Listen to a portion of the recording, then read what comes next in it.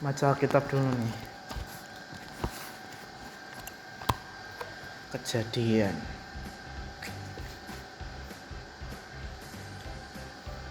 Oh, Wah, aku baca apa Uju? baca kitab ini. Baca tentang apa? Baca tentang ayat favoritku sih ini. Apa tuh? Ini ayat favoritku ini diambil dari Kejadian 12 ayat 2. Tentang apa tuh isinya? Jadinya gini, Tuhan berkata gini. Aku akan membuat engkau menjadi bangsa yang besar, memberkati engkau serta membuat namamu masyhur dan engkau akan menjadi berkat itu. Wah, kalau dari situ maknanya apa kira-kira? Jadinya Tuhan ini akan membuat anak-anaknya yang percaya dan setia kepadanya ini akan membuat anak-anaknya menjadi bangsa yang besar. Namanya yang terkenal, ketika namanya yang terkenal ini Tuhan akan membuat mereka menjadi berkat bagi banyak orang gitu. Wah, keren banget tuh. Gimana kalau kita sharing-sharing pengalaman hidup Oh, kita? boleh nih, kayaknya seru. Ya, pengalaman-pengalaman hidup kita bersama Tuhan. Gimana? Oke, boleh.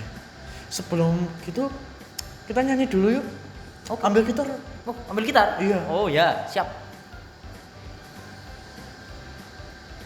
Sebelum kita memasuki untuk memberitakan kesaksian kita akan mulai dengan memuji nama Tuhan terlebih dahulu. Janjimu seperti fajar pagi hari.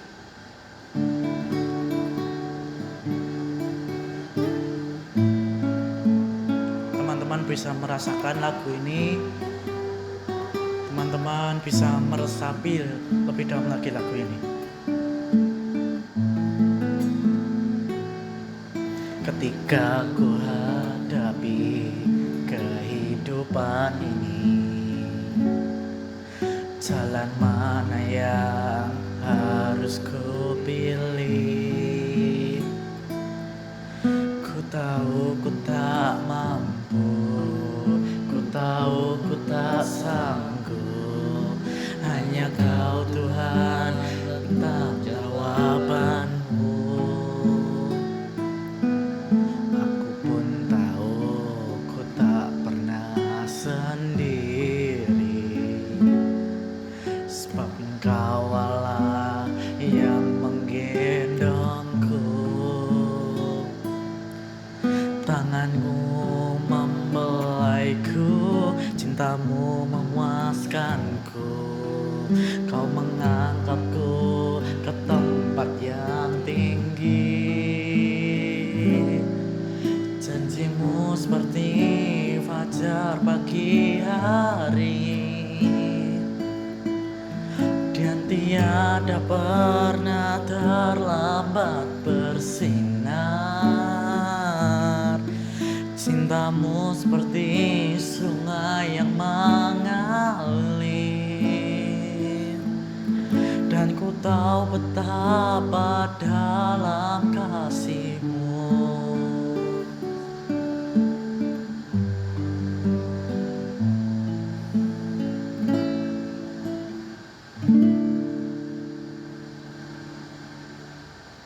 Ya, oke nih.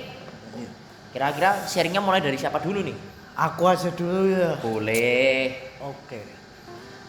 Teman-teman, aku akan menceritakan sharingku, kesaksianku di bidang pendidikanku lah selama pengalaman hidupku ini. Jadi, aku masuk SMP itu tahun 2019 di salah satu SMP di Klaten. Boleh aku sebut namanya nggak nih? Boleh. SMP ku ini Putra Bangsa Klaten, salah satu SMP terbaik lah di Klaten. Saya bersyukur bisa masuk sini karena termasuk sekolah yang hebat lah. Murid-muridnya juga pintar-pintar semua. Jadi saya cukup bersyukur lah. PT. Jadinya saya masuk ini SMP sayangnya masih online. Jadinya mulai sejak kelas 6 ini saya tuh online gara-gara si pandemi Covid ini. Saya benci banget sama si pandemi Covid ini. Jadinya saya benar-benar sedih karena membuat saya ini nggak bisa bertemu sama teman-teman saya. Terus kelas 6 kan perpisahan, nggak bisa ketemu padahal mau berpisah gitu. Akibatnya karena online ini saya kurang paham lah tentang materi yang dijelaskan guru. Ada beberapa mapel yang kurang paham sehingga nilai saya ini agak menurun lah di kelas 7 ini.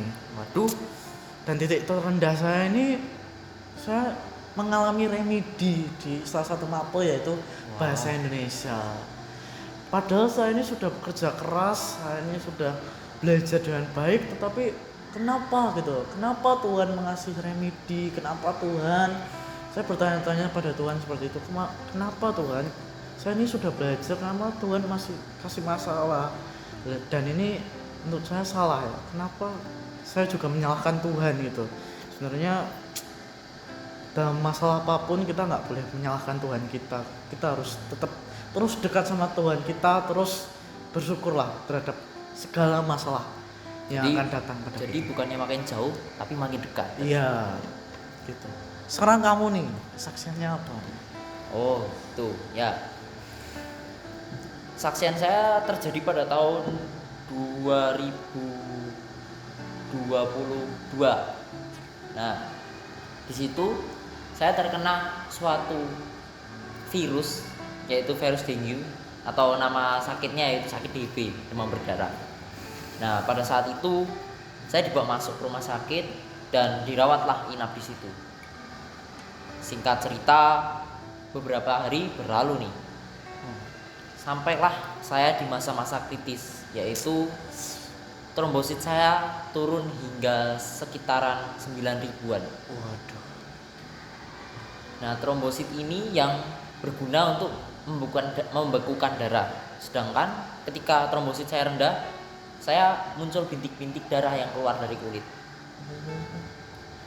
Nah, pada saat itu saya benar-benar was-was lah, khawatir. Bahkan saya sempat kepikiran, apakah ini akhir dari semuanya? Nah, tetapi saya percaya dan tetap berpegang teguh sama Tuhan. Percaya kepada Tuhan bahwa saya pasti bisa bangkit dari kondisi itu. Pada saat itu saya nggak masuk ICU dan dipasangi berbagai alat untuk memantau detak jantung, paru-paru, dan yang lain-lain. Pada saat itu, boleh jujur, orang tua saya sedih sekali. Bahkan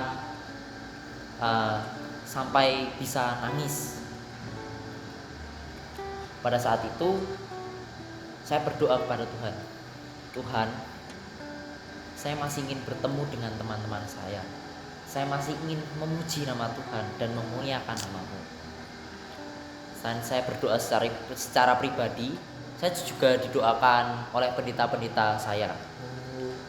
Pendeta saya mendoakan saya dan orang-orang di sekitar saya ikut membantu saya.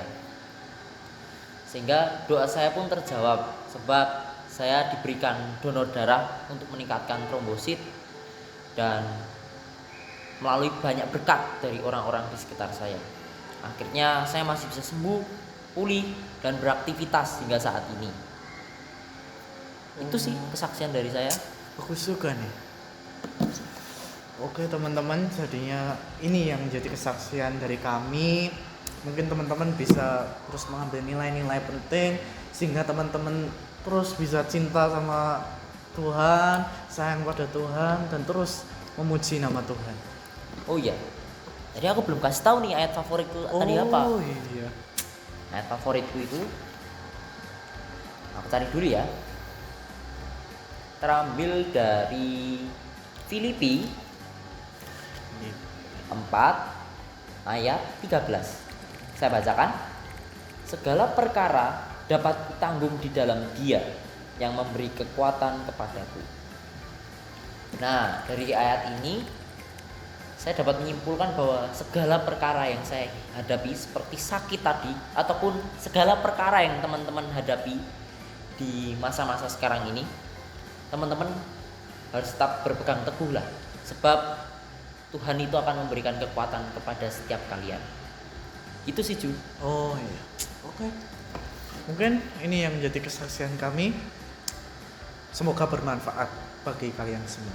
Sampai jumpa di video-video berikutnya. Dadah. Bye.